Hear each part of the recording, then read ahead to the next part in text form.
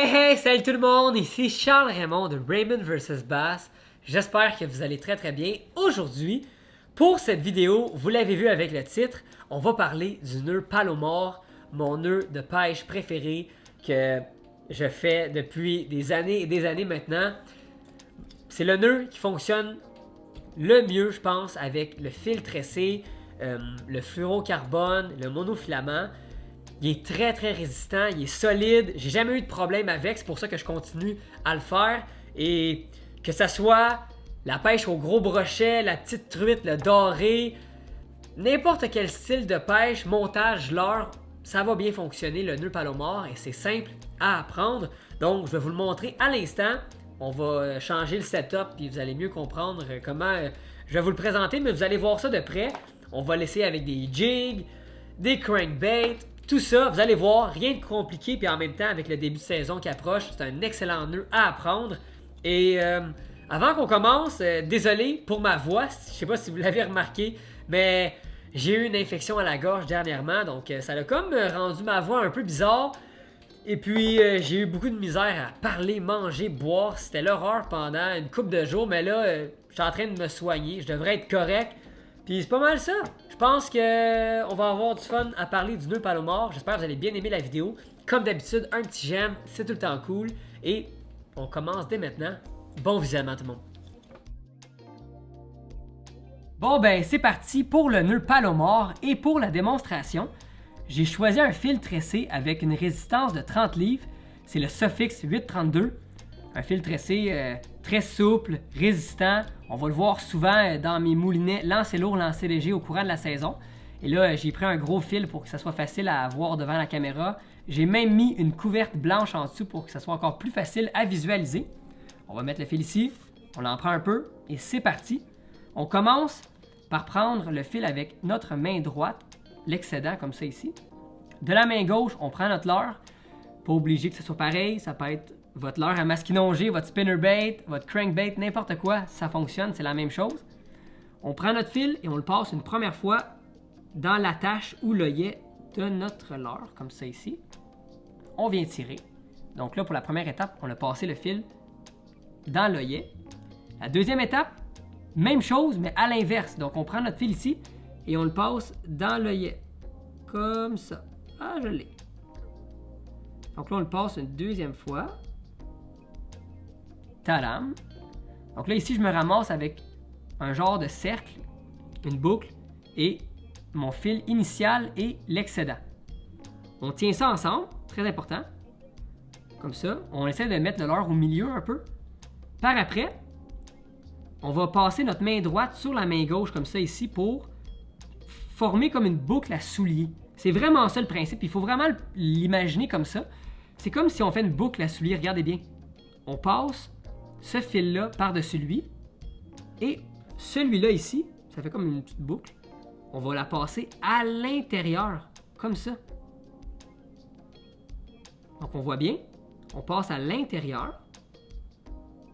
Et ici, ça va faire un nœud. Ce nœud-là, on va le descendre tranquillement sur l'attache ou l'œillet. On ne serre pas encore parce que c'est pas fini. Donc là, on se ramasse avec un nœud et une grosse boucle. Right? Une boucle ici. Qu'est-ce qu'on va faire? Cette boucle-là, elle s'étire. Elle peut s'étirer, mais là, je ne vais pas trop l'étirer parce que ça sert à l'étirer quand votre leurre est plus gros, qu'il y a plein d'hameçons qui pendent. Des fois, c'est pas toujours évident, mais le but, après, c'est prendre notre leurre et passer à l'intérieur de la boucle. Comme ça ici. On le passe et par après, qu'est-ce qu'on fait? Ben, on vient tirer le tout. Regardez ça. Quand je viens tirer, je me ramasse avec un nœud super solide. Faut pas tirer trop fort. Quand vous tirez trop fort, vous pouvez vous fendre un doigt, je vous le dis. Ça va vite des fois. On serre, puis après, bingo! On vient couper avec notre ciseau l'excédent, mais pas trop. Comme ça ici, mettons. Regardez bien. J'essaie de pas couper le mauvais fil. Comme ça. Et bingo! Voici le nœud Palomar. Tout petit, tout petit. Hey, c'est tout petit là, sur l'anneau et l'œillet. Très résistant, ça va jamais casser. Et c'est vraiment, vraiment facile à reproduire. On va le faire vite, vite. Regardez ça. On va le couper. J'ai changé de plan vite, vite. Je voulais vous montrer avec un jerkbait que c'est faisable aussi pour faire le nœud palomar. N'importe à quelle heure, vous allez voir, c'est rien de compliqué. On recommence, on prend notre fil de la main droite, la main gauche, mon jerkbait. On le passe dans la tâche une première fois. Quand on utilise des poissons nageurs, là, je recommande qu'on prenne quand même plus de fil. Après, on le repasse une deuxième fois, comme tantôt. Comme ça. Là, qu'est-ce qu'on fait? On fait ça comme ça. On le passe par-dessus. On passe la petite boucle ici. On vient tirer. Et on le repasse dedans. Et là, par après, on vient tirer ça. Et voilà. Voici le nœud palomar. Ça prend quelques coups, quelques pratiques. Mais après, oh, c'était pas bien coupé, mais c'était pour vous montrer que c'est très solide. Ça se fait avec n'importe quelle leurre. Puis quand on tire, ça sortira pas. Et voilà tout le monde, c'est ici que la vidéo se termine. J'espère que vous l'avez bien aimé. Vous allez voir ce mois-ci sur la chaîne beaucoup de vidéos à venir. Des présentations, cannes, leurres, des petits trucs, plein de choses avant que la pêche commence pour de vrai. Si vous avez des questions dans les commentaires plus bas, ça va me faire plaisir de vous répondre.